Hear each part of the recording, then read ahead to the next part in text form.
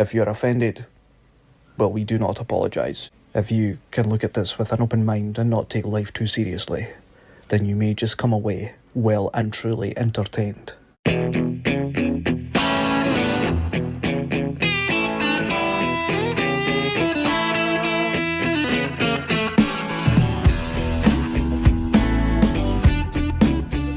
Never fear, Sean Bigg is here. Today's guest is Alyn Gunn, football coach. If I'm missing out something, just tell me.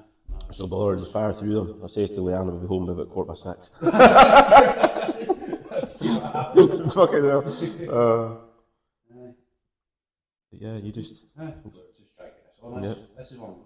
I use this for the football there. I've been doing the Caithness ladies football there. Ah, very good. Sunday. That was only Tom. It was just by chance. I was in the pub and Tom was looking for something. Tom McKenna. Yeah. Aye, Tom McKenna's a talker, yeah. He's like, he even says himself, he goes, I'm hot-headed, but he doesn't mean it, like he's quite fiery. That's a Glaswegian. That's right. I know Tom very well. Tom actually coaches for our Ross County under 10s and 11s in Thurso, and really, really good coach. Well, he's professional, like yeah. The stuff I've known about him. Him and Alyn, and then Cameron Dollins from Ray, is it? Alan. Monroe, was it? I think so. Yeah. I'll tell you what, Tom will be a good one to get on here, because he's obviously played professionally as well, Yeah, I mean, the reason, like, I was doing the Caithness ladies, like, it's my girlfriend, she plays for him, and she loves football. Very good. And I picked her up one night in the pub, and then I was speaking to Tom, and Tom had a drink, and I was like, you wanting the social media stuff, and I said, I'll do it for you. Yeah. And then I started going along on the Sunday, and I started getting more and more into it. Yeah. Like, I'm hoping they win. Like, you know, I'm getting right into that. I see he scored like a couple of weeks ago. Was it 16 or 17-9? Like, no, it was 18 now. 18 0. There you go. It was just absolutely. They're a good team. Like, I think even last season we were like, I think the bottle went from them when it was when the cup game. I don't know. They're too nice. Like, you know, like they're always apologising when they. You know, and it's like, if you're a bit more aggressive, maybe a bit more streetwise, eh? Yeah. That's what I was thinking. Like, I think you look at ladies football. No to go into it too much, but you look at ladies football over the last 15, 20 years. Oh yeah, it's crazy how much it's progressed. Crazy. And England winning that world, the Euros, it changed, in my opinion, it changed the landscape a wee bit for women's football, because they put so much more money into it, and Scotland had to try and follow suit. You know. So it could only have been a good thing. Well, I would say Lockton, for me, like, I mind my mates watching women's football, and it was like, it's just what you said, and like 20 years ago it was a joke, and it's a shame it was this guy just slagging it. Was, they were directly piss at it. And now you're like, you see, I think was it a Hibs team who was doing alright. That was maybe a couple of seasons ago. Yeah. What team did you support? Me, I'm not into football. No, like, I used to, when I was up here when I was younger, it was Celtic, and then I moved into Falkirk when I was like 8.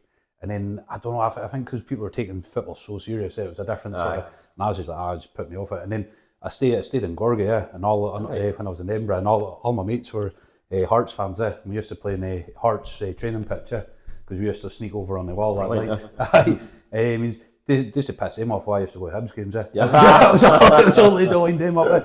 Because they were really, there was a lot of them went to the lodge and all that, because their dads went to the lodge. And, it was just that sort of, and then, you know, stopping traffic for their religion sort of. No, that's crazy, yeah. I tell you what, it's a different world. Even in Glasgow, even Aberdeen, it's a different world. Up here, I mind the boy, my old boss, Fox, I don't know if you know him, Arthur Gunn, he says to me, I used to go down on buses, Gunner, and we used to sit beside the Celtic supporters in the bus. Fucking hell, that would not happen now. No. You know, with fisticuffs the whole way down and back, but, you know, Caithness people are very different to Glaswegians, and, you know what I mean? There's this... I think that's what I like about it, because I'm in like the Black Stairs. So that's a Celtic pub, but you used to have a Rangers and Celtic. You'd be watching the game. You just would never get it. You wouldn't get it. When I was younger in Thurso, you had Top Joe's with Celtic, and you had the Park with Rangers. Yeah. But before we start, how do you think is our Rangers and Celtic thing up here? But I mean, I know there's Aberdeen fans from the 80s, but like...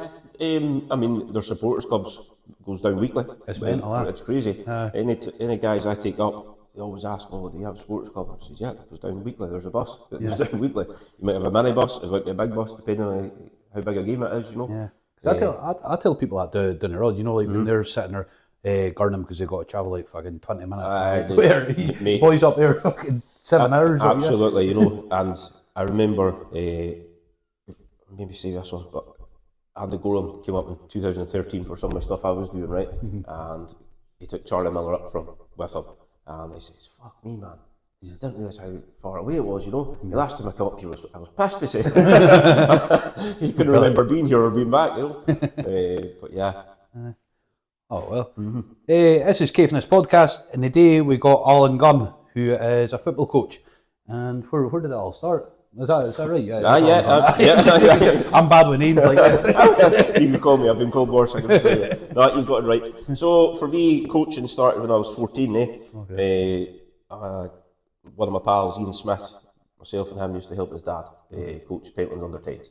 And it basically started there. We got to do more and more coaching, and myself and Ian were inseparable for much of our youth, you know. We're palling about, and we ended up, I'm pretty sure we were a year and a half with the Pentlands coaching, and back then you played for trophies. There was no festivals or nothing back then. You were playing against East End, you're playing against Swifts, and it's trophies. And the kids had a great time, Great time. Then myself and Ian, we left to go to youth club, just to get a bit more experience, to come away from the adults, if you like, you know, because we're still young. So we're probably 16, we went into youth club. We coached, I think it was the 10s, I can't remember, memory's not very good, but I think it was the 10s that we initially went in to do. And again, we thought we did very well with the age group we had. There was then going to be a change in the setup. Basically, under 7s coaches were going to be coming up with under 7s players. And at the time, myself and Ian thought, no, wait a minute. We should be getting the 7s because they were shit hot. They were a good group of players that were coming up to us, you know. But the coaches at the 7s wanted to follow. And basically, we decided, no, that was us, like, you know. And then we went into adult football with Top Joe's, believe it or not. 18 years old, I was the manager of Top Joe's. The football team, no pub, because that had been carnage. But great time coaching with Top Joe's, some good memories there, some good friends for life, you know. And it was Ashes, I left Top Joe's to go to Ashes, which is again another local team, assistant managers there. I was poached. Ian Nicol was a good Rangers man. I'm a Rangers supporter, so he was a good Rangers man, and he poached me one time to come and help him with the Ashes. So I was assistant manager there for, let's say, 3 months or something like that. And then Donny Mackay, the councillor, Donny was taking the Top Joe's team at the time. Right. And you could tell he wasn't really wanting to do it. He was wanting somebody else to do it, but I think he was doing it because his son played with Top Joe's. So he approached me. I had pals that still playing with Top Joe's, you know, and he says, Gunnar, would you come and just cast an eye over training? Right, okay, so I came to a game against Falkirk, and I could see there's a lot of potential there in the squad to try and kick it on a bit, you know. So, Dolly handed the reins over to me again. I did it for another year and a half alongside another older gentleman, Frankie Canavan, who was my boss at dinner at the time as well. So I was writing team sheets and everything out in my lunch break, and sometimes doing tactics on ladders and all sorts. It's crazy. That's where your head's at. It's like, mate. Because the way I was looking at it, I was like, I thought, maybe because you're an electrician, and then you went, that's it, I'm done with this, and then you went and did the coaching. I wasn't sure, was it? No, so I was a spark. I'm a spark of the trade. Truth of that matter is, I didn't want to be an electrician. I was sort of pushed into it by family. And you know yourself, if you don't, your head's not on it, you don't want to do it. It wasn't for me. It wasn't for me, but it served its purpose. It gave me my education. It made me some good money over the years. I was on wind farms, you know, and you know, it gave me a good upbringing as well, a good learning curve. Some of the stories I could tell you would probably be illegal in some places, so I better not tell you. No, I tried to be an electrician. I lasted a year, and it was like, my dad's an electrician, and it's just like, he said himself, he goes, if you didn't love it, you're not going to do it. No, and I never did it. So like, you get, obviously, your house basher, does your house wiring. I was an industrial electrician, so it was more like your ladder racks, your cable trees, things like that, you know, and your heavy duty cables and whatnot. So Alan's frame wasn't built for these things. It wasn't. So listen, I've always had my hand in coaching, but I was no well for a period of time. I had a collapsed lung. I only found out last night. I was no well. So I was a heavy smoker, eh? Was it? 30, 40 fags a day. Serious, eh? Big coffee drinker, no really a healthy lifestyle, to be quite honest with you. But to tell a story, I was off work one day with a sore stomach basically, and I was setting up a printer in the house. I coughed, Right. What's that? Pain in the back of my shoulder, and I thought, right, I'll go for a fag. As you do, you breathe it out, don't you? So back door, Alan goes for a fag. He's got take one pull at the fag. Oh, there's something going on here. So fag out, back into the living room. I go, doubled over like this. I couldn't straighten up there. Couldn't straighten up. Just the pain in between my shoulder blades was unreal. Ambulance job and blisters on my lung. It turned out to be down to Aberdeen. Jesus. Operation to get cortical lung removed. Aye. Mm-hmm. Was that all because of smoking, or is that always going to be a thing with you? I don't know. They say it's to do with your frame and whatnot, you know. They probably use smoking as a, that's what's happened. It's because you smoked, you know. Yeah. But that's what that is. It's part of your story, isn't it? I know. So yeah, listen, my job changed because of that as well. I was then a maintenance planner at Doonry before I left to become a coordinator for Highland. Yeah. But football wise, I've always been involved in football in some capacity in my whole life, you know. Yeah. Mm-hmm. No, it's funny when you're saying about smoking, because like you're a fit guy and you're into football, and the amount of people I used to see, like either they're really into their gym, but they'd be going out for a fag before, and that crazy, like, it's mental, like I never used to smoke right up till my late 20s, and then I think it was 3 or 4 years in, and it was it was just on sites. I think it was 2 minutes off, you could have a fag break, and then I kept on, and then it was hard to get off it. I think my mind had to sort of change, or I totally get what you're saying there. Or the circles, it was just something that's like maybe I not work at job, and slightly my mind had to sort of change. That's the thing. As a smoker, it was when's the next fag? Where can I fit the next fag? You know, it was honestly, I was serious. My day at Doonry would be, I was always in early due to my lift. Fiona used to give me a lift into my work before I could drive. And I was always in early, so I had plenty of time for smoking. Before my shift started, I was a cup of tea and a scone, or a cup of coffee and a scone at break time. Fag, after scone, fag. It was serious. I planned my day round smoking. But serious, Yeah, but the thing is like, you see if you're stressed, or you're like, all right, I need 2 minutes. You go outside, and it's like sitting there. It's more just a breathing space, and then you come back, and then you go, oh, that's how I would do this. And I was like, that's what I did, and then. It's just funny, like when I did stop, it was like teetotal, with like this sort of like it was all or nothing. I couldn't, but it went hand in hand with drink. I found. A lot of people do that. A lot of they're part-time smokers. But no, like I could, like once I had my operation and everything like that, I could have gone back to smoking just like that. I could have today. I could go back to smoking. Honestly, it's I've been 15 years or whatever it is now since that happened. And. That's a complete lie. 10 years ago, never mind me. 10 years ago it was 2016. So in that 10-year period, you would think, oh, he's completely off it now. I could walk past a smoking shed in any place and just sniff it, and it's like, wow, it's crazy. But my mum's the same. Like my mum, like when she went through chemo and that, and she thought, I don't know how I'm not gonna handle not smoking. That was what was in her mind. It's crazy though. And she's still like that now. Like she's like. Yeah, she still thinks about it, but it's just it's weird. It is. Just a habit, or it just gets a grip of you. But yeah. Aye. Means because you're a Rangers fan, I'm guessing you got a brick from I do. Just recently, actually. When did I get it? I got it for my 40th, so last year. Would you believe I'm 41? I know. Peter Pan going on here. But I got it for my 40th, and I mean. You're in my bricks, aren't you? But believe it or not, the truth of this story is I grew up an Aberdeen supporter. Aye, I know. My granddad, who knew absolutely hee-haw about football, by the way, he always said you should support your local team. And at the time, tell him it was Aberdeen. You know what I mean? But so a lot of my youth years was an Aberdeen supporter, and my uncle is a staunch Celtic supporter. He tried his very best, shall we say, to get me to convert me. He took me down to Celtic Liverpool 2-2 game. I'll never forget the game. It was just one of these games. And another European game, I think it was Croatia Zagreb it was, against Celtic 1. But you know it's no for you. You know what I mean? And then Billy Smith, who we going back, who I did a coaching with, his son invited me down to Rangers PSV game. Wow. Wow, this is unreal. Like, you know, Rangers beat PSV 4-1 that night.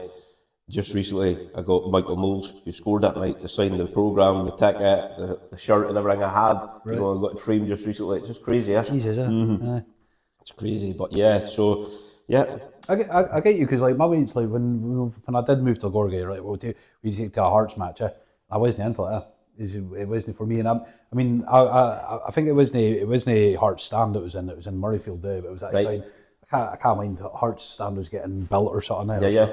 It means there was no atmosphere. And then when I went Easter Road, I thought, there was more atmosphere there. It was more a laugh. And that's crazy, because Hearts are renowned for Tynecastle, you know, close to pitch. You know, any footballer, you know, worth their salt in the Scottish Premier League will say one of the best grounds to go to is Tynecastle. You know, I've been to Tynecastle, I've been to Easter Road, and I see where you're coming from. Don't get me wrong, but Tynecastle would win for me. But I suppose it depends what game it is. But I think it was because they weren't playing at Tynecastle; they were playing at Murrayfield. Yeah, it was just too big. It will. I get you for Hearts support to be playing in Murrayfield. It was quite surreal.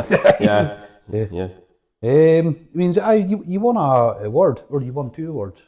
The UK coaching one. Yeah. Well, it was a hat trick. So UK coaching one. Where do you go with this one? So during COVID, I not that anything was ever said to me, but I just felt there was an expectation of me being a football background. People knew I knew other people, etc. I had experience. I felt there was an expectation of me to produce something to say, allow your kids to be active, you know. So sitting there, you know, we're all in the house, you know, I was doing nothing anyway, so I thought, right, may as well try and do something. And I've always been very good at putting training drills together and whatnot, you know. So, I just started doodling, and I don't know, over a 10-day period, I thought, right, I'm happy enough with this, you know. I thought, right, what I'll try and do is I'll try and get support from Bailey Wimford to see if we could put print this booklet out of training drills that I've done. See if we could print it out, see if we could fund that, and also put some balls and water bottles with it, you know. I thought, right, if I'm doing that, I need to get it checked. So, to go back in time here, I did some scouting for Rangers, still do it. So 2013, I was a scout with Rangers right away through. But anyway, I used my contacts at Rangers to sort of give me a bit of guidance with it, see what their thoughts were on it, and Cougar coaching, world renowned, probably the best standard of technical coaching you can get in the world. So they put their tuppence worth in. They gave us some taster sessions to go in with the training book and all that as well. So it gave it a bit more substance than just Alyn Gunn, you know what I mean, a wee training drill here. But anyway, so done that. Bailey agreed to do the funding for it. We did an online sort of, I wouldn't say raffle, but it was like a random generator. If your name came out of the generator, that's what you got. Right. So I think there was 40. I think there was 40 initially kids that had applied for it. So we only had 25. I thought, right, fuck it, you know, what's another 15? I'll do it at my own pocket, you know. Did that, and it was fine. So before you knew it, you had people from Glasgow, because Rangers were linked into it. Oh, can I get a copy? Can I get a copy? Can I get a copy? So, right, okay, let's do that then. And then you got people from Inverness, because I've got connections in Inverness as well, you know. A lot of guys were saying, oh, Alan, any chance of copy, any chance of copy? I said, wait a minute, this is costing money, you know. If it's no cost to me money, it's cost the club money, you know. So I thought, right, what we'll do here is, if we're doing it, it needs to be done properly. So went fundraised firstly, because you need the financial backing, so signed shirts, whatnot, we got raffled, auctioned off. So we had a pot of money to play with. It wasn't coming out of initial club reserves. And then it was literally using the contact book, contacts I've made throughout the years, you know. So it was, we had Charlie Miller, good pal was Charlie, it still is. Charlie was the first one to hold it. John Robertson. I can list off shitloads I of know, names here, I was surprised. Like, honestly. But the one I thought, the one that sort of really kicked it into gear is Ronald de Boer. And I just chanced my hand on Instagram, pung on a wee message, say, well, do you mind having a wee look at this? See what you think. And this is what we're wanting me to do with it. Just a wee bit of promotion. Gets a wee message back, aye, no bother. No bother. So I left it, sent it to him, heard nothing for 2 or 3 days. So I thought, right, will I push him or will I not? I thought, no, I'll just leave him. And then, sure as shit, within the week, he's come back to me, and he says, look, mate, this is great, quite happy to support it. I'll get my brother Frank to help you out as well. Frank is a Holland manager at the time, too, you know. Yeah. So, wow, this is crazy. So here's Ronald de Boer, Frank de Boer. I had a contact to Pedro Mendes, who'd won the Champions League with Porto as well. Claude Makelele was another one who won the Champions League with Real Madrid. Serious, eh? That's mental, absolutely serious. And it kicked off. The wheels start turning, you know. And the more it gets publicised by local press, Press and Journal, whoever it may be, the more it was getting, oh, can I have a copy? Can I have a copy? Can I have a copy? So before we knew it, you know, we were 6,500 copies, 6,500 copies. Oh, shit the bed, this is mental here, like, absolutely crazy. But again, one ex-pro seen another one doing it, and then they seen another one do it. So they all wanted, you know, it's dominoes, yeah, it's just a domino. We had Tor Andre Flo, the most expensive signing in Scottish football history at the time, who got a hard deal by the way at Rangers. I thought he was all right, but anyway, he's done it. You know, he was with Chelsea at the time. You know. Honestly, man, that was crazy. And, Big Marv, I'm really good friends with Big Marv. He's actually in Wick next week with me coaching. All right. Big Marv, he held it, keep believing, you know, and it's crazy, you know, people see him doing it. I had to settle at 10,000 people because it was going to financially ruin me or a club, or it got really, really crazy, really, really quick. And before we knew it, we were $4,500 is what we'd spent on that to put out to people, you know. We were going straight from production people to straight to schools in Holland, so, you know, and they were translating it for us as well. So it was, that's really you had that wee bit of cost in it as well, you know.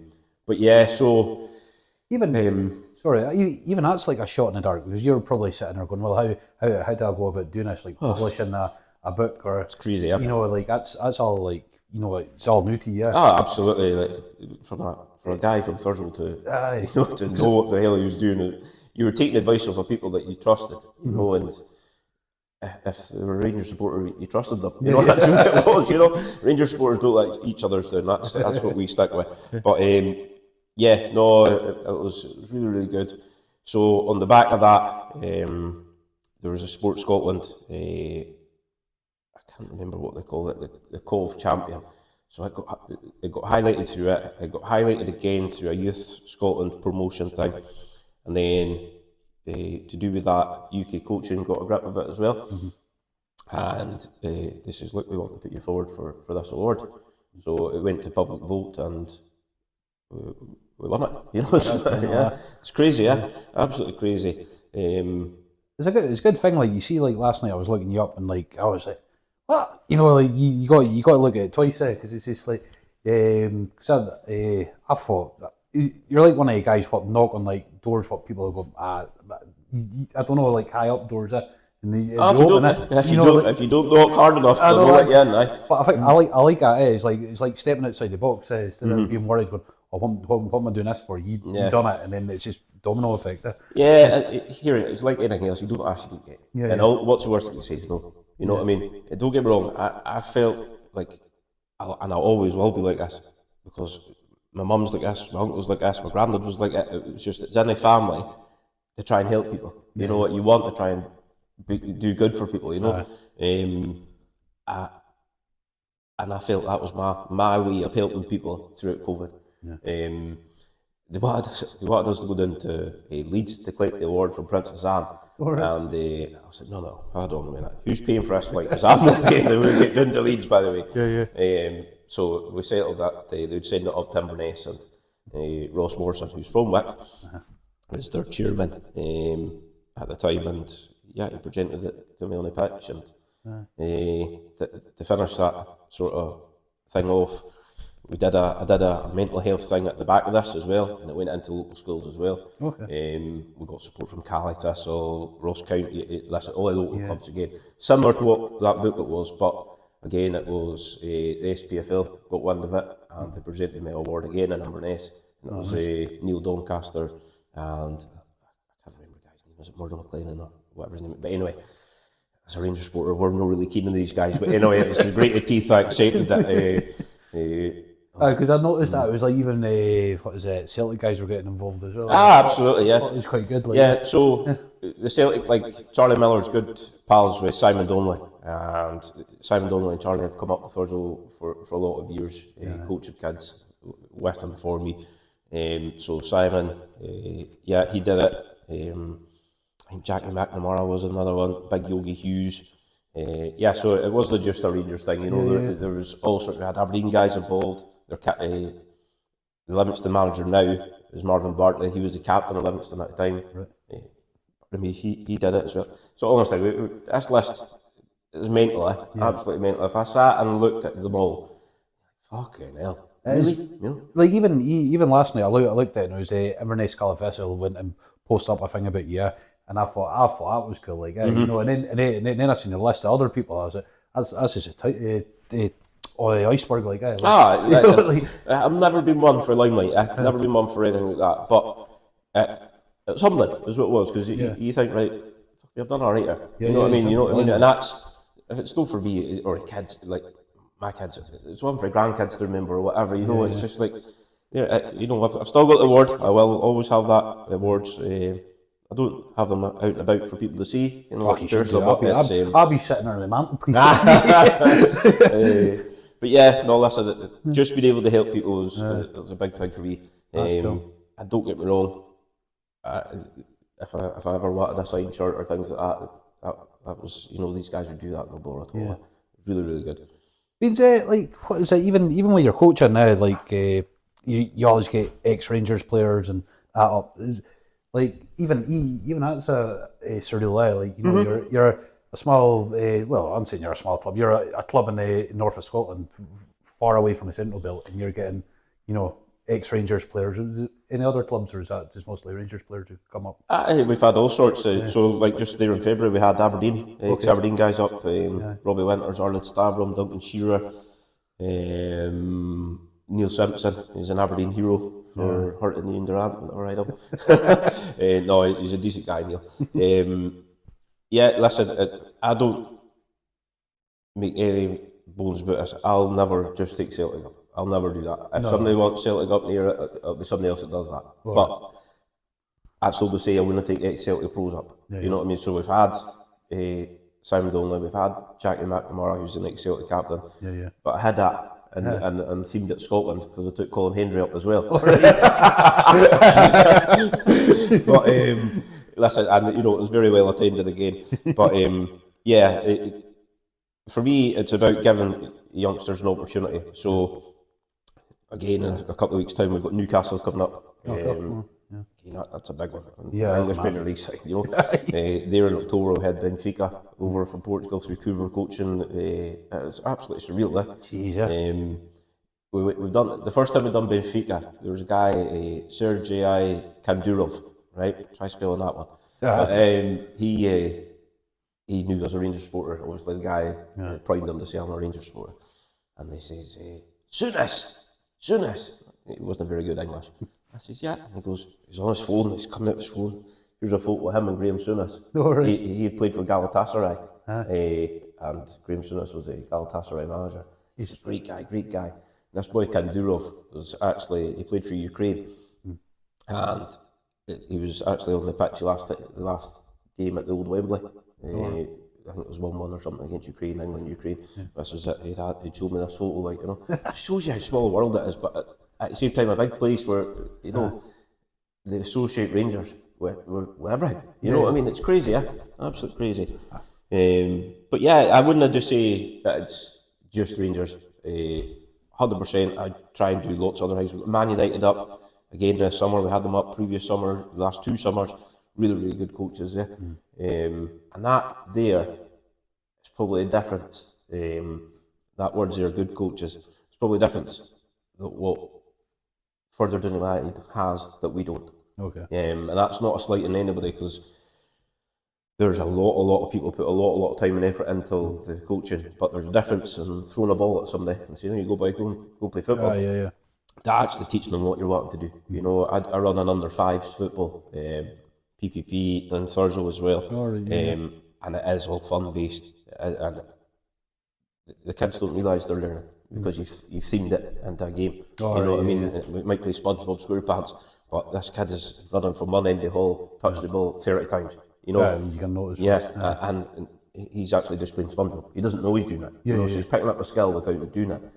So I mean, for me, although that age group, that's coaching. They don't need to be Ronaldo at 4-year-old. You know what I mean? They don't need to be Ronaldo at 14-year-old, but they have to have something about them. So yeah, there's some really good coaches in this county, and I think if we had more people like that, it could only benefit kids in this county for sure. It's good you're doing it, because like again, I know being down the road, and there was a couple of my mates. One of my mates would be perfect person to ask for this. I think it was like that area. It was about 5 people what went professional. But again, it's on your doorstep. It was like they got scouts coming along, and I think one of my mates years ago, he played for what is it? We'll come back. That's going to annoy me. It will come back as well. Hutchie, yeah. And then a scout found him, but like his coach never told him about it because he was wanting to keep him there. Right. I think he was like 14, 15 at the time.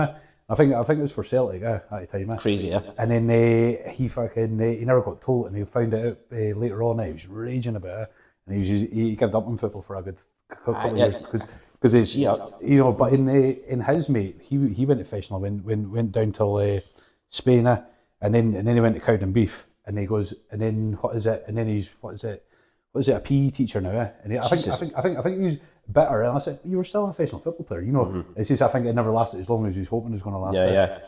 And you know something, you know something, if that boy was given that opportunity just to go and play with better players and be taught by better coaches, you know what I mean? You just never know. You never know what bit of how his path might change, you know. Yeah. We had guys, as I said previously, I did scout of Rangers, and we put guys down. I was going to say, sorry, I'm jumping the gun. We put guys down, and I'll not mention names because they're kids, but a couple from Thursday, and Rangers dragged their heels on 2 of them. No? Yeah, they dragged their heels. Don't get me wrong, there's probably a similar standard of player down in Glasgow already, and that's the battle that they probably face, you know. But I just feel logistics don't help our children. You know, yes, we've got Ross County on our doorstep, we've got Calais, I'm saying our doorstep, it's 2 hours away. You know what I mean? Going to get, It's 2 hours away for a certain age group now. I just feel that 100% there's talent in this county, 100%. I look at the Wick Academy lineup at the weekend, and I look at how many people actually came through Caithness United, how many of these actually came through our sessions at our club, our professional sessions. You know what I mean? It's crazy, really good. There was a guy again, I'll not mention names, a guy that could have gone further 4 years ago, 5 years ago maybe.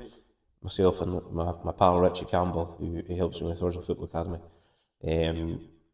we identified this boy and we said, he's shit hot, like. He's shit hot, really good.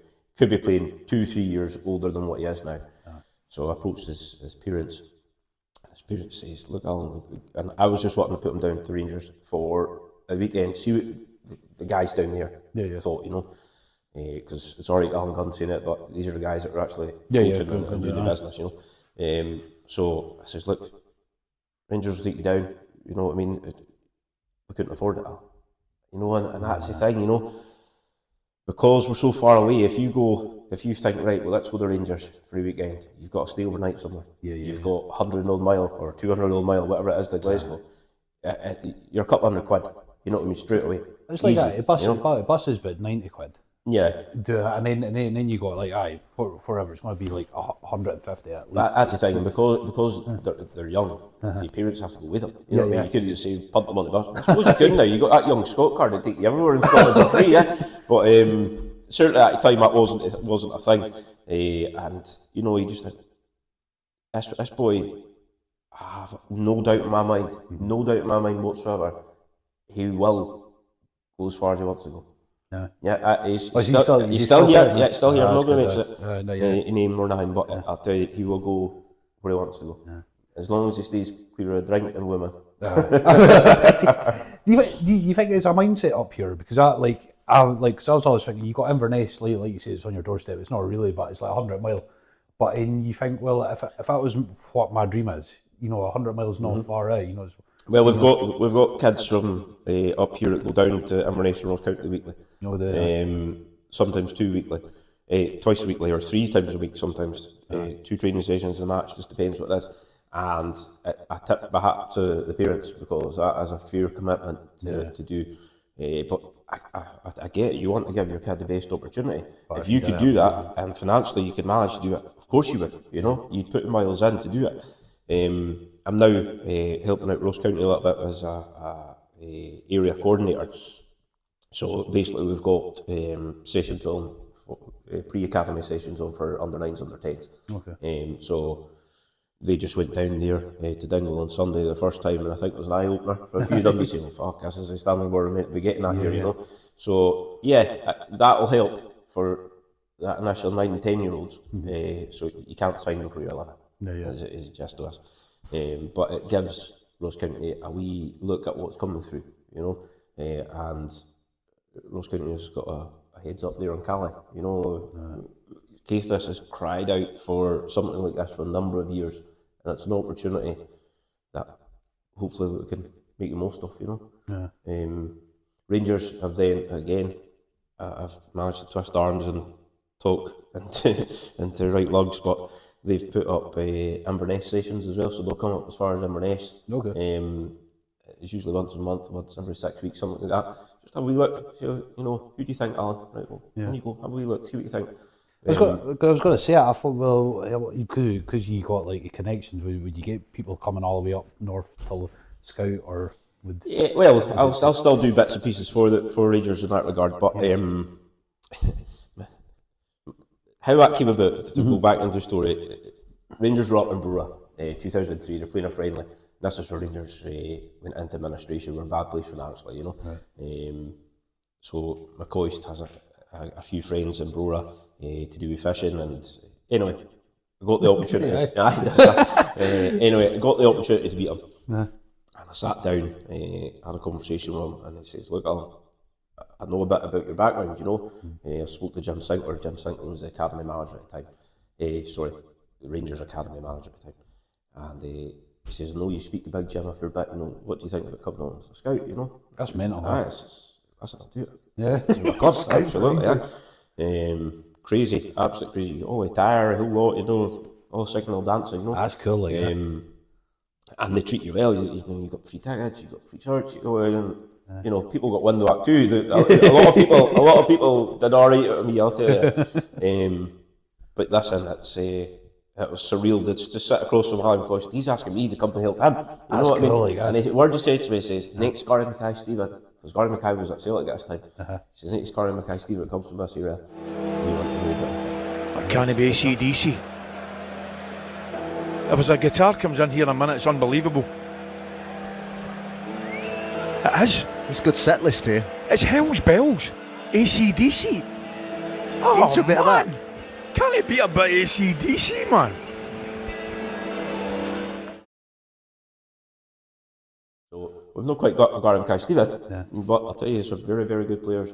Because I was listening on the radio, was it last week or the weekend before, and there was a guy from Forshaw. He's a professional football player. It was this, but I'm sure he's from Forshaw. I can't mind who it is. It'd be Gary Mackay, is it? Is it? It could be. It will be. He's just signed with Park Thistle. Oh, is it? He got released by Ross County there. He's in his twilight years, shall we say, Gary. He's 34, 35 now. But I'll tell you, what a talent. What a talent. Because I seen him, I was involved with some of his coaching stuff. Honestly, what that boy could do with football at 5, 6, 7-year-old. Serious, really serious. Honestly, you get the opportunity to pick your number.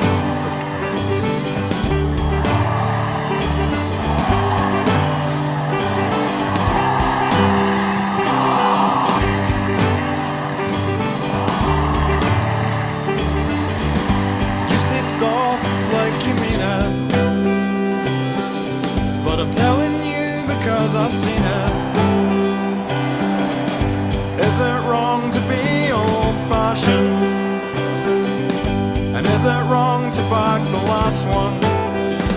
But your friends will say you look one way, and the mirror tells you that's okay. We'll be here till sirens call and break down at your wooden door. Tell me once or tell me twice, living in the past's alright. Saying hi, saying hi, bring it back to life.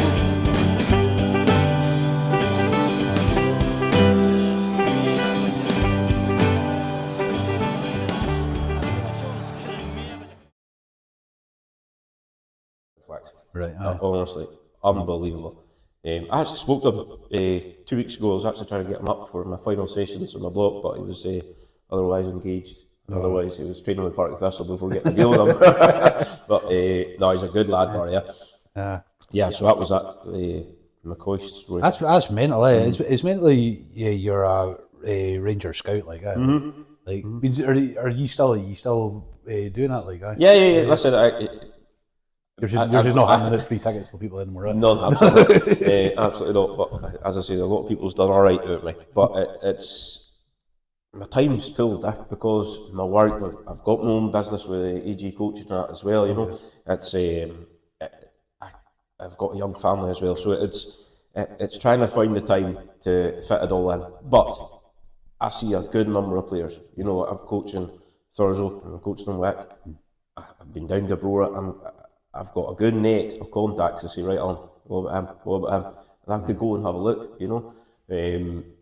Yes, you cannot just base an opinion on a player in an hour, you know, and that's my opinion. You couldn't do it in an hour, but you could get a good grip of, right, he's got something about him, you know. But the thing is, you know, again, I use local clubs, sort of team local Cali and Ross County as barometers here.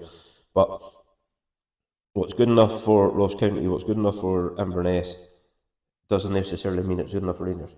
You know what I'm saying? It doesn't, and Celtic for that matter, and Aberdeen, Dundee United. There is in my opinion, there is a tier in football in the Highlands and in north of Scotland, and it probably goes something along the lines of Inverness, Ross County, Aberdeen, Dundee United, you know, and then your Rangers, Celtics. You know, and that's probably. That's my outlook at it. But yeah, as I say, it's one thing being good enough for one. But there's levels. Everybody's got a level, you know. My level was top shows. Because you're playing football, but you're basically a coach from the get-go, like. Yeah. Listen, I've been football daft. My mum will 100% agree here. I've been football daft since I came out of the womb. I think, honestly, the amount of times she had to pull me off of dammies because I was playing football with bigger lads, you know. I was a goalie, so everybody needed a goalie to hit fire shots at. Goalies are always a bit nuts, man. Well, you're no far wrong there. You're no far wrong. But listen, I played. I used to take the ball outside, just myself, take the ball outside and rattle it off the side of my wall. My mother's pans be falling in the kitchen and not, you know. But like, honestly, my dedication to football, it's serious, serious. I feel football's always been there for me. You know what I mean? Through hard times, like mentally, family times, family issues, it's always been there, you know? So my way is putting it back. You know, like, here's an example, I'm going quite deep here, and I don't mean to, but my auntie passed away when I was young, 16, and that night I went to football. I went to Coach Pentlands that night, you know, and Billy Smith says to me, he says, Gunnar, you don't need to be here, your auntie's passed away. I said, I know, but I don't want to let him down. You know what I mean? If I'm not here, you know, yes, the session can still happen to you guys are here. I want to help, you know, and that was just, my mindset was to help, you know. And I've gone through different bits and pieces throughout my life, and football's been the constant. You know, it's always been there for me. So if I can give something back to that, so be it. You know. You think that's just because, like, say, like when your auntie died, it's like, well, I can sit in the house and just think about it, or it's I can switch off and I can focus on something. You know, like, because I know, like I was like that with my dad. My dad went through treatment, and he was straight back to work, and I was like, he wasn't thinking about it. Or he's when his mum died, and then I seen the van go past the next day, and I was like, What? I You're know, off the see, work. it's just some a people mindset just, thing, aye. they Yeah, just, it's just a mindset.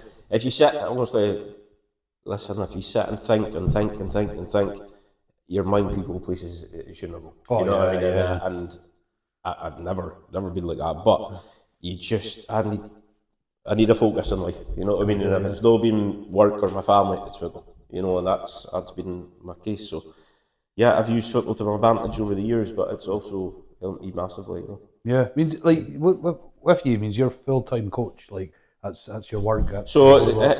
I find that I'm a sports coordinator. So unbelievably, we don't coach. So when honestly, so when I first came into this role, and it was offered to me, I was of the belief I was leaving Dunray to become a coach. So off I went, get my foot in the door, learn about the role. It's a complete opposite. You're trying to find people, volunteers, to go and to schools and other places to coach. Ends teeth, mate. Ends teeth. Nobody wants to do anything for free anymore. No. You know, like I did. Like I would go into schools and coach. I mean, there's schools that you could ask the question to that say, "Oh, Alan came in for years doing this." You know, that's before I got that role, and that's probably why I got the role, is because I did it for free. But never mind. If we could get 2 people a year to say, I qualified, it's alright saying volunteers, they need to be decent standard, you know.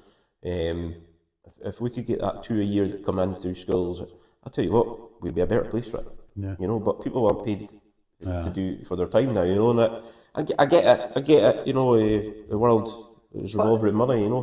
But it seemed like I was wondering what I went doing now. It's pretty late for that. Right. What is it? No, like I know where like Caithness ladies, they all volunteer, and you're like, well, you're putting up your time, you know, training twice a week, and then doing what is it, matches, you know. It's a big commitment. It's a big commitment. I mean, they're passionate about it. It's like it's like yourself. They just totally love it. And that's the thing, you know. Even like with Ross County thing, we've got guys. We've got 2 coaches in Wick. We've got 4, I think it has 4 or 5 coaches in Thursday. But sometimes the coaches from Thursday has to come through to Wick, you know, to coach on a Friday night. And you think, I tip my hat to them, because you're an hour straight away between Wick and Thursday. But you're also wear and tear in your car, the fuel, you know what I mean? It's all money, you know what I mean? And these are the guys that commit, you know what I mean? And that's the difference for me. You got guys that, I'll do that for 150 quid, you know what I mean? Fuck me, man, right? It's for Bairns, you know what I mean? It's not as if it's for me personally, you know? But hey, that's where we are, and listen... 150 quid, that's fucking much. Well, it depends what it is, but and what they're going to do, but there's a lot of good people out there as well that do stuff for nothing, you know, and I tip my hat to them. But what people won't know is that behind the scenes, and not just me on this, I know we're talking about me here, but there's a lot of people behind the scenes that's helped me as well by getting funded. You know what I mean? To say, right, for example, we got money from, I'll not mention who from, but we got money, and it was a substantial amount for High Life Island, and it was to go into coaching and for equipment to go into local schools. And off the back of that, there's a Sports Scotland School Sport Award, right? And the biggest award you can get is gold. So we've got 2 schools. A lot of schools were just to the peripheries, but we've got 2 schools in my cluster of 8 on gold. You know what I mean? And that was on the back of receiving that money to be able to put coaches in, to give the kids an education in sport, you know, and supply equipment. He's right. If we did that, if we put that amount of money into every school, could we all get gold? You know, and it's a hard ask, you know. I was going to say, like, what would help in the north of Scotland? And that's what you're. I tell you, the first thing we need is an indoor facility. And that, honestly, facility-wise, maybe not so much so in Wick, but certainly in Thursday, it's ridiculous, absolutely ridiculous. Here's an example: the games hall at the Thursday High is around 50 quid an hour for kids. Is it? 50 quid an hour. Nobody can pay that. Well, wait, you can pay it like. We need 25 kids at £2 each for a start. Yeah. You know what I mean? You're farting against thunder here before you go. That's for us, we've got 2 hireable facilities through the council, and that is Thursday High. One gym isn't fit for purpose. One gym is on its way out. The games hall, the lines in the games hall, you can barely see some of them, you know. It's just worn down, you know. And there's a big thing just now about this POD plan to do with the new school and whatnot. And if I'm being honest with you, we don't need another AstroTurf pitch. We don't need another rugby pitch. We need an indoor area that is fit for purpose. No, for all weathers. If you see something like Tory Glen down in Glasgow or just outside Glasgow, it is all singing and dancing. Yes, it might cost a couple of million to put it together, but the long term, that is what that will take us into the new, into the 20th century. That will take us there, because right now I do my sessions in the Dammies purely from a cost perspective, because the cost of the all-weather is extortionate as well. But the Dammies, it's buggered. It is. It's just. Is that the one up next to the cinema? That you go up no, so Dammies is up beside a little shop. Morrison's it is now. Do you know where Mount Pleasant School is? If you came in Caston Road. Yeah. It's there, just your right hand side if you came in Caston Road. But top half of it is that slant, dog shit in it, there's bricks, there's bloody sticks, from folk walking around. You can't stop folk. It's left to public, they can do what they want, they can walk the dogs or whatnot. But the actual pitch itself, they've put a lot of money into it, whether it be Thurso or the council or whatever, but it's just not fit for purpose. It is a sea of mud. I had just to go back to the Aberdeen thing there, we had a 2-day training session. First day was passable, the second day, I'll tell you what, it was touch and go whether I was going to call it, because it really was, because the bottom half of the pitch, my feet were sinking at it. I says to the guys, this would never pass the pitch inspection. Yeah. So we went further up to the top half of the pitch that we didn't use the previous day, and it was playable. But Thursday couldn't play 2 games on it because it was bad at the back, so that's a knock-on effect. So 100% for me, if we could get money into education, to improve the standard education of sport, I'm a firm believer that every child should be taught some level of sport within the school. That's my personal view. And the facilities, it needs it, an indoor area, and people are shouting about muggers and things like that. Yeah, it'd be great. Muggers, I don't know if you've seen it in Hallamsdale, you go over the bridge, it's got a tarpaulin over the top of it, a little football pitch. You'll notice it now, I've said it there. Just as you go over the bridge, head north, you'll see it. That's all fine, but you need something that's fit for purpose for everybody in the town, for every club. There's no reason, in my opinion, why we shouldn't have an indoor, let's say an indoor Astro, and a multi-purpose porous floor for, I don't know, badminton, basketball. Build something that's going to last, make a legacy, You need somebody like yourself who knows about what's good instead of like council going, all right, because it used to be like that with skate. You see with skating parks, and all these towns got the same skate park, and you're like, well, shite. It's not fit for purpose. It's not fit for purpose, but it's like somebody who knows what they're like. Could have got somebody in who. Absolutely. I mean, I'm, as you probably could tell, I'm not shy in offering an opinion or anything, but I've also got to watch my employment as well. I don't cross the line as well, because I'm quite happy to take a seat in the bus. I just couldn't drive it myself. It needs somebody, it needs a focus, it needs a group to come in and say, right, we'll back this idea. Alan's on the bus to support it. So's Tom, Dick and Harry. Let's go with it. That's just now.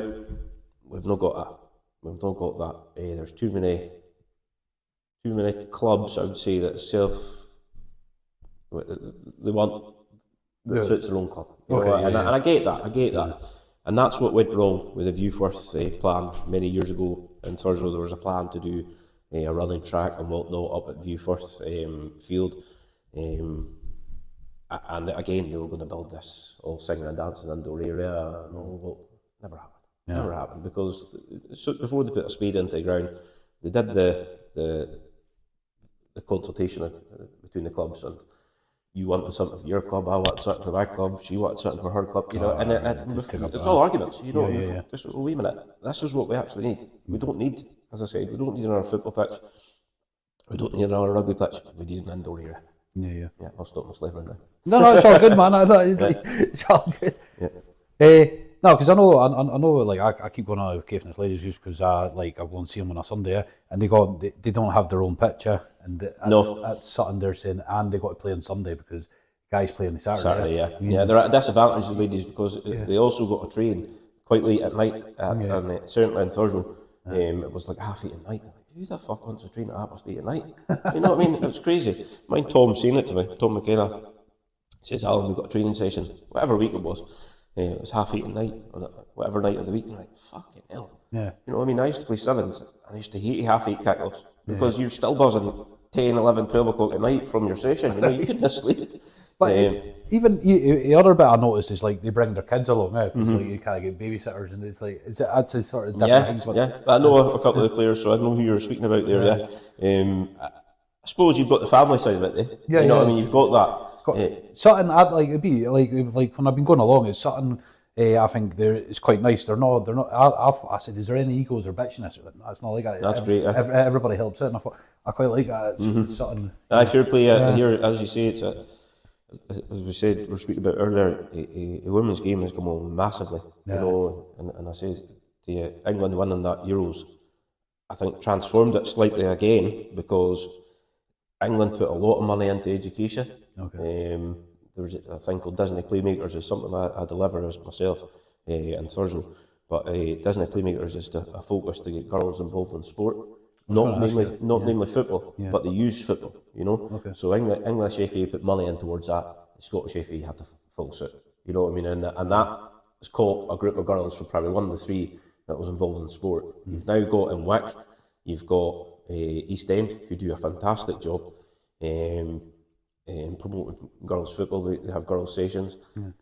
I did a bit of it myself on Thursday, and it then kicked off, I believe, enough for Thursday United to have sessions with girls as well. So you could see the progression locally, you know what I mean? So you can imagine what it's like further down the line. There must be thousands of girls playing football now. Because like I know with my girlfriend, she said you couldn't go to any clubs because it was all boys clubs. And that was like when she was. She shows her age. It's true though, It's true. And the world has changed a lot in the last 15 years, you know. You're on the daily record as well, Daily record, that was again, it was all to do with the UK. So but it's still cool, like that's a main paper, like. Yeah, so daily record, that was again a boy, Scott McDermott. He reached out. Good lad of Scott. He reached out and asked what the story was, you know. So he asked if I do a bit for a daily record, and I did, and they used the bits from Ronald de Boer and whatnot. That's cool. It's crazy, but we got nominated for a community award, I think it was, and that's why it was highlighted through SFA. It was highlighted through them. So yeah, it's another good opportunity, you know. Because what is it, like your booklet now, is it still on an ebook? You still have I could give them it as a PDF, it's still there. I've actually just put, so my training drills that I use from under fives, I'll use anything I can get that they're into. So again, cartoons is a great thing at my age, you know. So I've got ones just now, actually, believe it or not, down with Sir Alex Ferguson. So he's actually casting an eye over a few of them just now, so we might have some new ones coming shortly, but the booklet itself, I mean, I could change it up again, but it's there for anybody that wants it, definitely. Cool, I don't want anything for it. It's there, it's press a button to send, you know. Right. Yeah. So I thought, like, at first it was like you said you made so many copies and it cost you, so it's like, is other ways you can go about it now? Like, absolutely. Like, it's a PDF document, so it can be sent anywhere. And if folk watching this want a copy, it's no bother, just reach out and we'll get it to them. It's no hassle at all. That's cool. But even like using the cartoon characters like SpongeBob and Spider-Man, not Spider-Man, Batman, was there any part you go, copyright, or is it just hand drawn, or you're just like, just that comes out? Just here, listen. if Disney chaps at my door, it's fucking you to blame. But no, listen. I'm sure if I could use anything to encourage people to participate in sport, I'll do it. And sure, there's a loophole there, because I know, like, I do art, and there's this thing that's like you can, but you're allowed to draw a picture. Like if it was a photograph of a famous person, but you're allowed to draw their likeness. There's a wee loophole somewhere. So for me, like, it's those if I'm going in as SpongeBob the player. It's just to get in a mindset. This is a game. This is a theme. This is what we're doing. So the one I've got is Bluey. So Bluey's massive for kids. You know, we've actually got a Bluey costume. We dress up as Bluey and we play a game with them. But I've got little mats that go on the floor. So the game is. They'll all be dribbling the ball around the hall. You shout bingo, they'll go to bingo. You take one of the mats away. You shout Bluey, you go to Bluey. You take one of the mats away. So it gets harder each time, you know. But these mats are able to buy, so they can pass off as what they can do. If I'm buying them, I'm using them. Oh, Alex Ferguson, I must be. I don't know. You must be still pinching yourself. Oh, mate, it's absolutely serious what that man's done. People won't know how much an effect he's had on not only me personally, but for what I've tried to do. You know what I mean? So, going back to 2015 was when I got in contact with via his PA, and he was still a director at Man United at the time. And it was training drills I put down to him. He wrote a letter back, really nice letter, just saying, look, you've done a great job. You know, keep doing what you're doing, and you know, kids will love it. You know, so we stuck with it. But again, over the years, you'd be a fool not to use a sounding board like that, you know. And I'm very lucky. I've got Alex Police, John Robertson, Charlie Miller, Colin Henry, Big Marv. These guys are all on my phone. You know what I mean? I can message them anytime I want, you know, and they always reply. They're great guys for me personally. But just to have a sounding board like that is crazy. Sir Alex, he's sent up signed shirts. He's given us contacts. There you go, son. There you go. You know, this guy will help you. And before you know it, there's another door that's open for you, you know? And it's crazy, you know, like, I go back, Ronaldo, here's one. Ronaldo came back to Man United, whatever year it was, 2018, 2019, whatever year it was. And I had wrote to him and said, any chance you could get him to sign a shirt, you know, for club funds. So I never heard anything back for weeks. I thought, you know, that's it, it's fucked now, it's not happening, you know. And lo and behold, then come through doors, signed shirt by Ronaldo, you know, and then I see him again with Scott McTominay. Aberdeen signed shirts with, like, obviously he was the Aberdeen manager back in the day, 1985, 1983 when they won the league in the Cup Winners' Cup. These are like gold dust to supporters, absolutely gold dust, you know. So for him to do that, it was really good, really good. That's cool. Is it like? It's like the contacts. Like where did that all start? This way, booklet, and then people picked up, or you think? I think initially, I think I was just writing off. I go back like to when I was young. Young, probably 16, 17, something like that. As a young coach, you're looking for tips and tricks and, you know, like, use experience. I used to write off to every manager. Every manager. That's cool. One time, I've still got a vast majority of the letters that I'll pass on to somebody one day. But Tony Mowbray was the Hibs manager at the time, and I wrote off to him. And honestly, the stuff he gave me, it was just like gold dust for what I was coaching at the time. Fucking hell, it's great, you know. And another one was Jimmy Calderwood. Jimmy Calderwood is no longer with us, sadly, but he was another man that he'd write you a great letter and say, look, try this one. Set pieces, he was phenomenal, absolutely phenomenal. So yeah, it's just little bits like that. And Alex McLeish is a great story, actually. So Alex McLeish had just left Rangers, and this is before he went to Scotland the first time. He just left Rangers, and I had got his email address from one of the Rangers supporters clubs. How they got it, I don't know, but it came into my lap, and I'm trying my hand here, you know. Alex, any chance to have a look over this? You sign a shirt, you know, just a fan, basically, you know. Email comes back, no bother. That looks great. You want me to do anything else with it? Here's my number. Fuck it. So, like, even, like, honestly, Alex has been fantastic for me over the years. Last year, I went down and had afternoon tea with him in London. That's crazy, That's absolutely crazy. And I'd actually spoken to him a week past on Monday. He was up in Inverness recently, and he was signing shirts for. There was a bit of confusion with shirts and whatnot, and he asked me to help him out with that. But top guy, honestly. There's an ex-Rangers manager, an ex-Scotland manager. You know, it's crazy.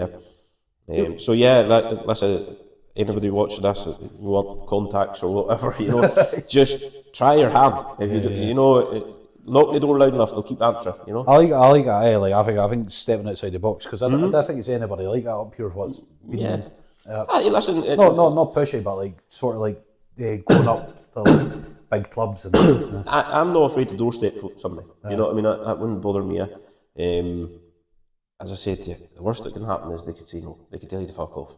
Well, if that's happened, that's what happens, you know. Or they might not reply. You know what I mean? It might be a waste of stamp. That's what it is. That's what it is. I think a lot of people are just like, oh, it's either their ego going, oh, I maybe make a fool of myself there, but like I know with me, like I used to like send stuff off to like BBC, Channel 4 and that, and then I used to get back when I was like, oh, what's it, 13 or something. Right. And then years later, I end up doing a social with BBC. Yeah, you know, it's like all that. It all goes around that sort of circle there, but like if you didn't knock and they keep annoying them.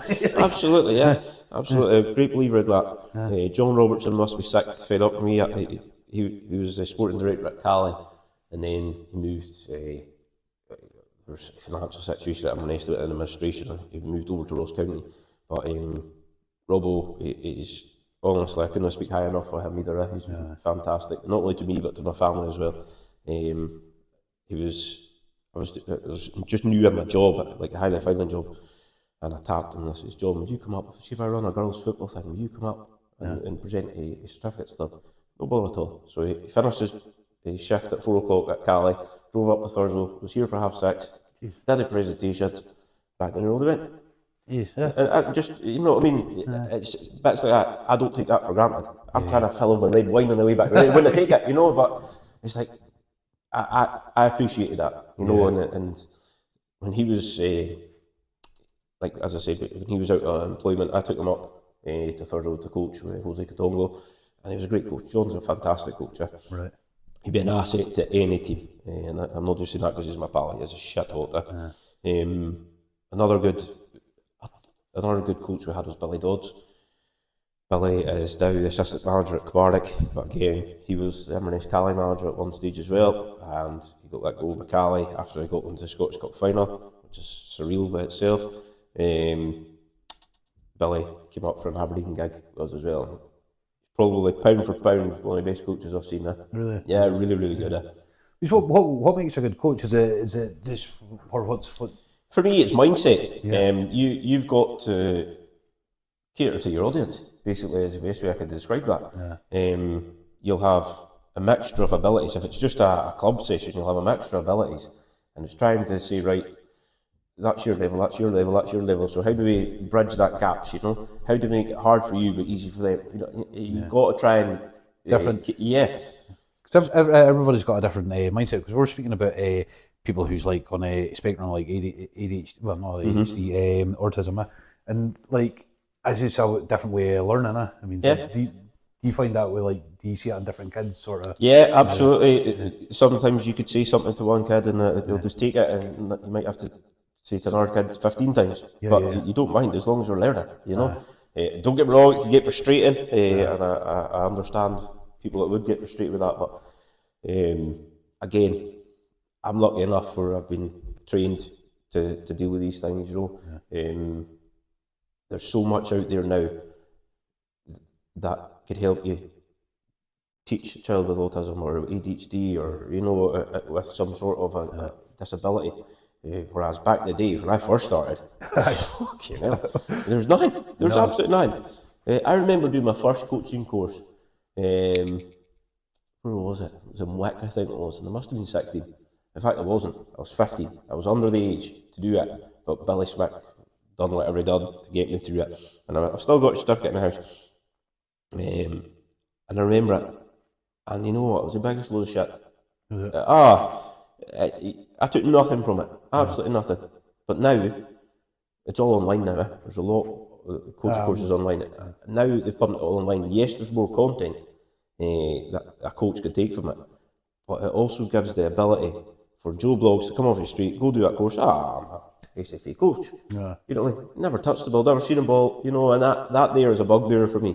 My mum years ago, like she was sports injuries and sports coaching, and she had to do a certificate in football. She's not even into football. You just go across to Glasgow to do it. You know, Right, 'cause okay. It's like at the time. I liked football. That was when I was younger. I still quite liked football at the time. Yeah. But actually, she never used it. No. It was for a college course. It was just like, oh, you have to get a certificate. Yeah. She said, oh, I can teach football. I'm like, no, you can't. No, you can't. Again, it depends on the person, but the SFA hand these things out like confetti now, in my opinion, you know, and it's just a big money making scheme. Yeah.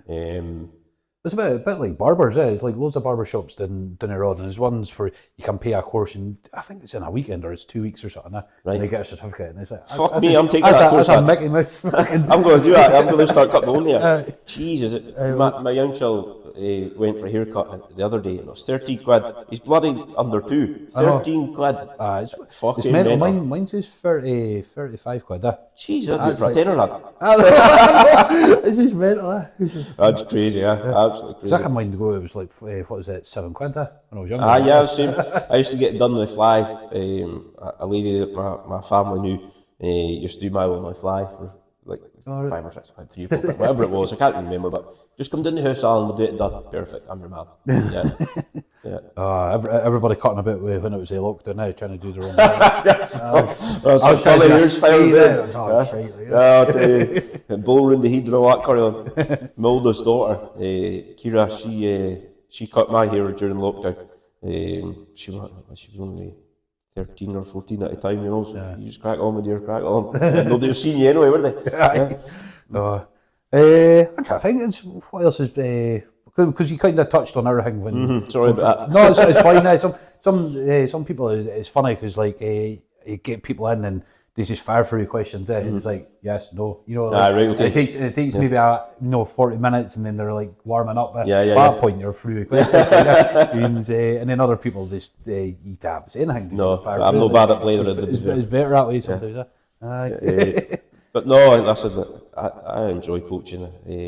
I do AG coaching now. Started that 2023 it was.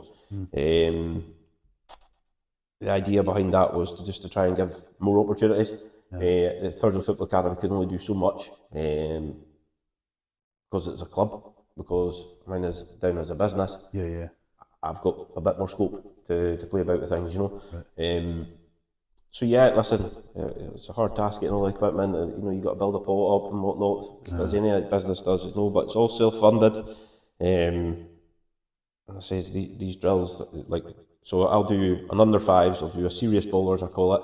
That's from 9 to 13, and that is for youngsters that basically really they're into their football. They want to learn. You know, you'll get parents that are just handed to you as, you know, you're my babysitter for the next year, you know. But and you don't mind that. But for the serious bowlers, it is I really push them quite hard, because we get a good standard of player that come to them. So they either play for Caithness or they are playing for Cali or County or whoever, you know. And I do that in Thursday and Wick. And it's really, everybody is so receptive, and you know, a lot of people, they put their trust in me, to teach their kids, and that means a big thing. That's a big thing for me. It means a lot. Like I've got 65 kids that I'm going to be coaching across me. That's mental. You know, one man band's coaching 65 kids. That's crazy. Over Easter, I'm doing some sessions with Big Marv in Thursday and Wick, and to put that in perspective, we've got just about 80. You know, that's with a professional name beside it, you know, so you're like Newcastle again, that's about 75 kids, you know, so it's there's an appetite in the county for football.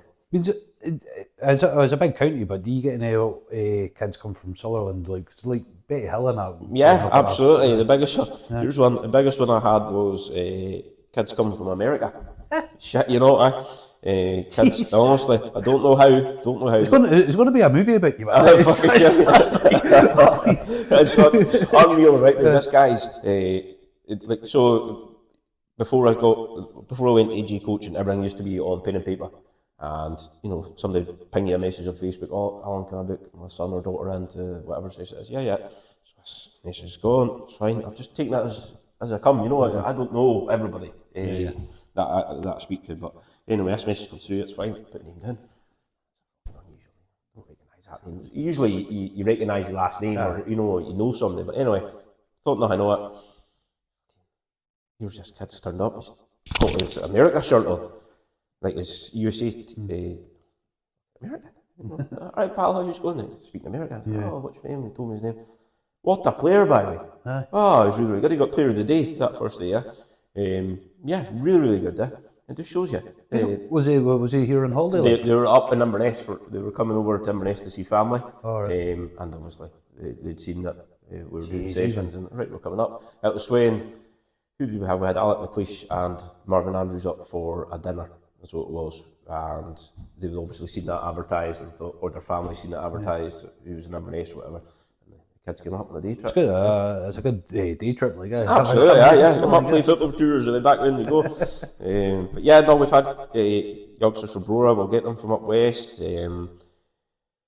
I think Dornoch. Yeah, they'll come up. Yeah, because it's so rare. You know, you don't get professional coaching probably north, let's say, of Dingwall. You know what I mean? So if you're getting a Rangers or a Scotland legend or Man United or Benfica, it's quite a big thing, you know?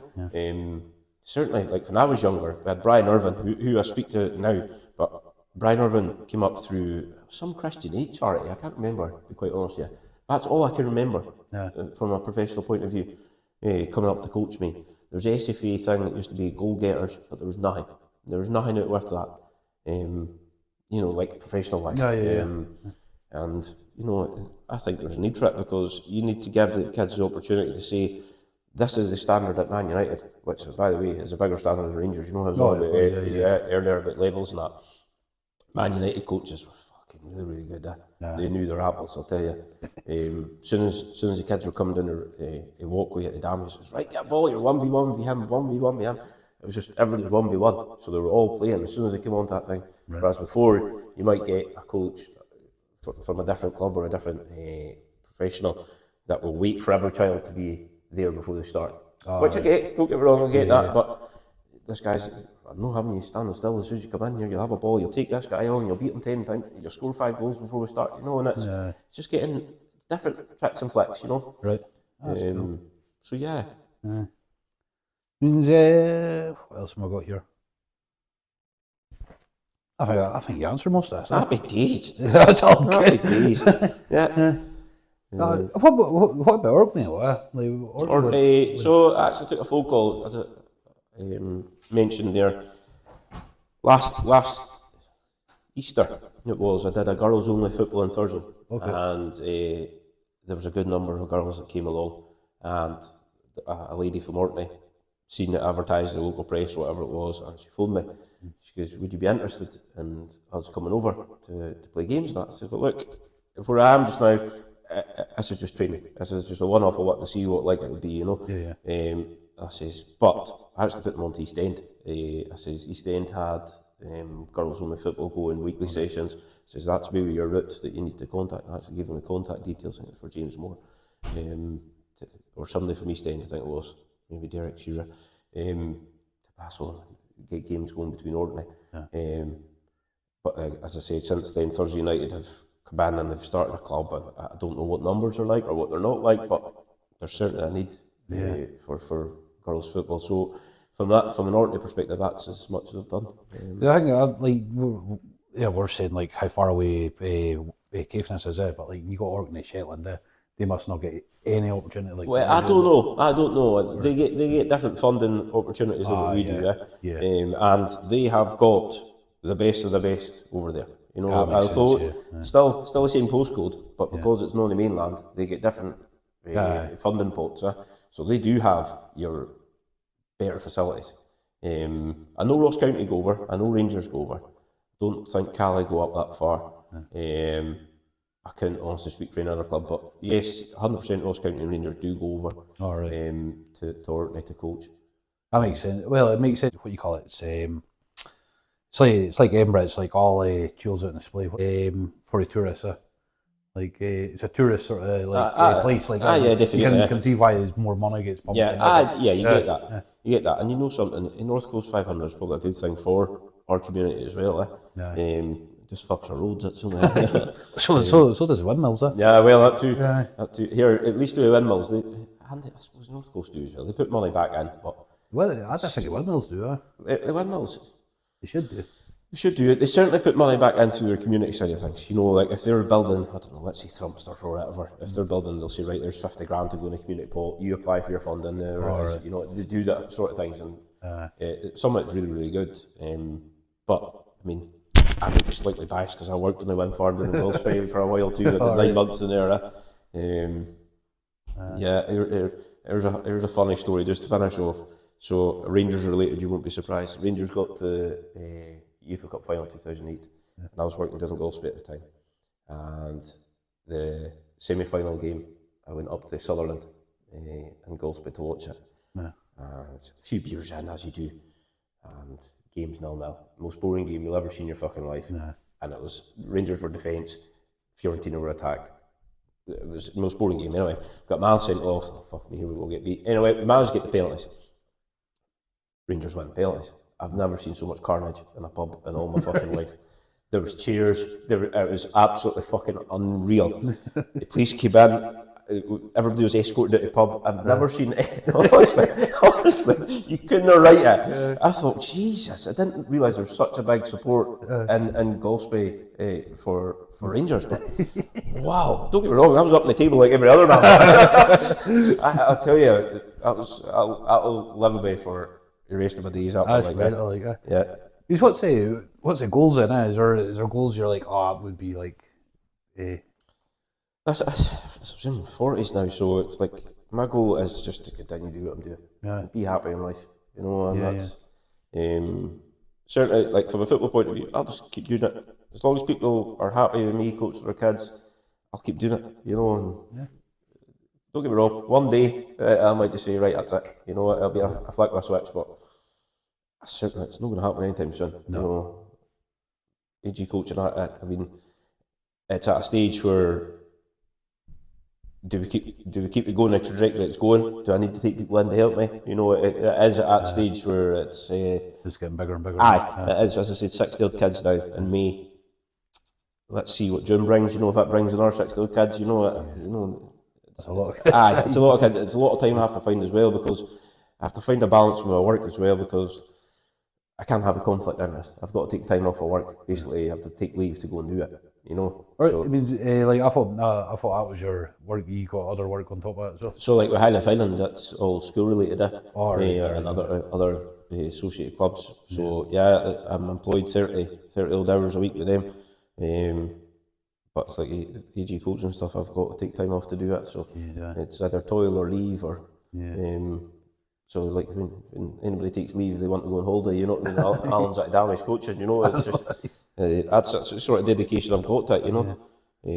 But here, listen, it's a big toll on your family as well, you know. It is. Even like, I go back when I was younger, my mother, as I said to you, my mother would pull me off of damage, you know what I mean? It's like, that's where that started, you know.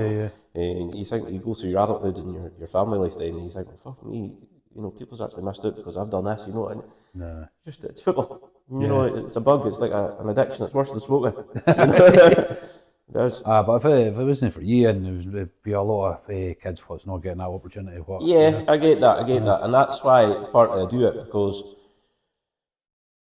there isn't the opportunity, you know. And if I didn't use the contact base I've got, I'd be a fool. You know what I mean? An absolute fool not to use that to the benefit of youngsters in Caithness. And you know, when I'm dead and buried, you know, and if I could leave any sort of legacy from what I'm doing just now, that's an achievement. You know what I mean? That's an achievement. If somebody can go and get signed with Cali Thistle or whoever, that's an achievement. We've got a guy, Sam Reid. Is that who you're maybe thinking of? Sam Reid, maybe. Sam Reid. Sam, I've actually got a photo of Sam. He came along to my first ever session with Thursday Football Academy back in 2013, sorry. And he's actually on loan at Wick Academy just now, but he's an apprentice with Inverness Cali, you know. Like, fucking hell, you know. That's crazy. Good, like really, really good. Don't get me wrong, Sam went on and went and played for Thursday United, Caithness United. He's done all these things by himself, but he was spotted at one of our events. John Robertson, who I mentioned, came up to one of our events, and it's basically picking boys. We did between 2 of us, we picked boys losing to Cali. I think there was 9 from up here that did. And Sam was the one that stuck. Aye. Yeah. That's cool. Like, I mean, even that's achievement because that's just like you say. It's great. It's great for our side of things. And Sam was really, really good. He gives us a mention and he prays and all that all the time. You know, he's really good. Good lad. That's good. He again, he'll be what he wants to be. He's got a wee injury at a minute, so just hope he was able to shake it off and kick on again. You know. But what would help your club? Would you like? I mean, kind of mentioned to maybe get more people in, or would it be more press, or what would? Here, listen. I think I'm I'm alright with press. But I don't know. It's like, it's where do you want to go with? You know, how big do you want to go? It's like you've got. Back in the day, you used to have Thursday Pentland, you had Swifts, you had Thursday Youth Club. Now you dinna. You have Thursday United. So all that 3 clubs have come together to become Thursday United. I'll not go into that because I've got a view on that maybe it shouldn't have been called Thursday United. If the other 2 clubs were struggling, it should have just been called the Pentland. That's who I was coaching for at the time. That's my view on it. But anyway, there were some lies told by individuals involved there. And as I say, that's as far as I'll go into that one. And that's why I never went over to coach with them. But to challenge these clubs, you've got to have a good backing. You've got to have a load of coaches. You know, it's all money. It's all money. You know, I mean, there's a club that's just started here recently. Again, it's Thursday East Football Academy. They're called, and they're going and getting what we call the best players and taking them down to Alyn to play against players down there and all that on a weekly basis. And I think it's great. They do really, really well with it. But what they're finding is that they're struggling to get coaches. You know, with commitment that's going to turn up each week to deliver good standardisation. And that there is the thing. I could probably go and get 15 people that would tell me. Off at 15 people, how good is their standard of coaching? I don't know without actually seeing it. But because then I would because your name's there, right? Like people know you're good, and then you got 5 other people. What be? Well, that's not me being trying to be detrimental to other people. You've got to give people an opportunity. But I like to coach my way, and I'd like other people to coach my way. You know what I mean? That's my way, and this is my club. This is how you're going to do it. You know, that's my philosophy. That's what I look at it. So yeah, I don't know. It depends which way I want to go with Sean, to be honest. But as it is just now, I'm happy coming through to week coaching my under 5s. We've got a lot of good under 5s that are coming through there. A lot of good fun and that. You know, Thursday's great as well. It's really, really popular in Thursday. Every other night it was sold out within 7 minutes. I put it up. Oh, never. Crazy, yeah. Absolutely. Just 7 minutes. It goes in the book when you look at it. Boom, boom, boom, boom. And fuck, it sold out. You know what I mean? So it is really, really popular. But again, I'd love to make it free, but you've got to pay for facilities. You know, it's crazy. But yeah, that's where we are, and I'm happy to go.